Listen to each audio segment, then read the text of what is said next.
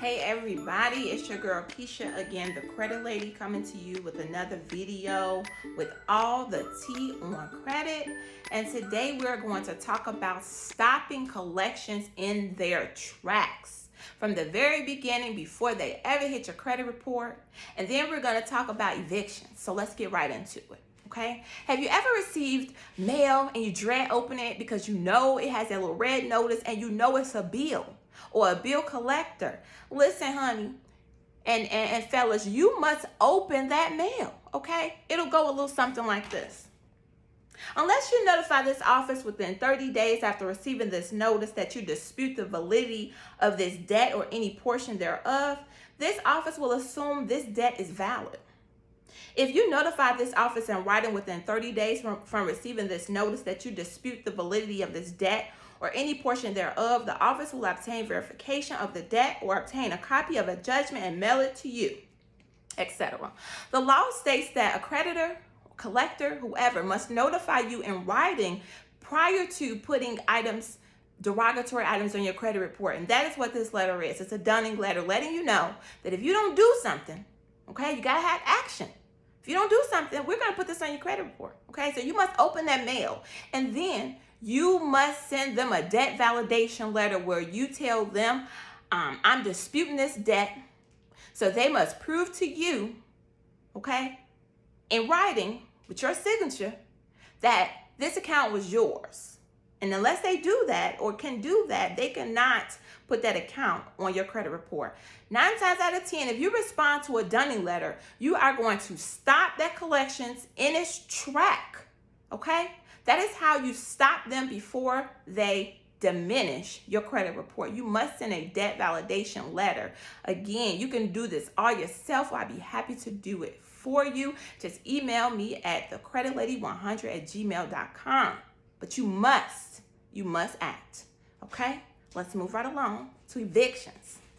Evictions is just like, is a public record first and foremost, okay? And it's just like bankruptcies, liens, child support, and all those things. This is something that is furnished from the courts, okay? But again, your credit report will always say it was furnished from LexisNexis.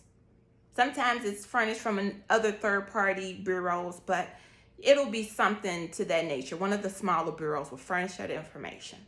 You must do the same thing that you would do for any other public record, and you must first send a letter to your local courts, the municipality in which you live, okay? You find that out, Google it, and you're going to send them a letter that's going to go a little something like this. I'm going to read it to you.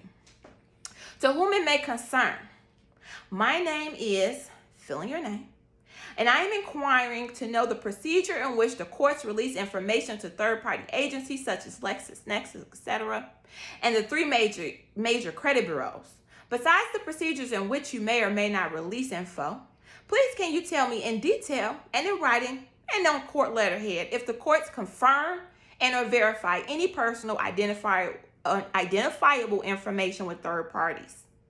In short, this letter is going to catch them in their very first lie by saying this was furnished from LexisNexis, because it wasn't.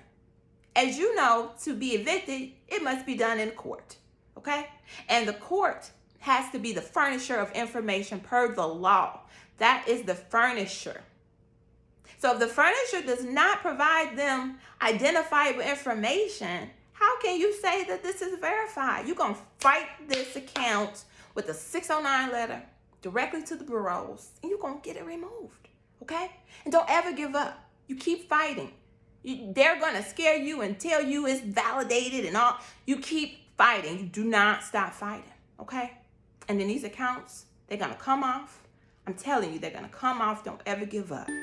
So if you need any assistance, you can email me at thecreditlady100@gmail.com. You can do these things all yourself, but I will be happy to do them for you.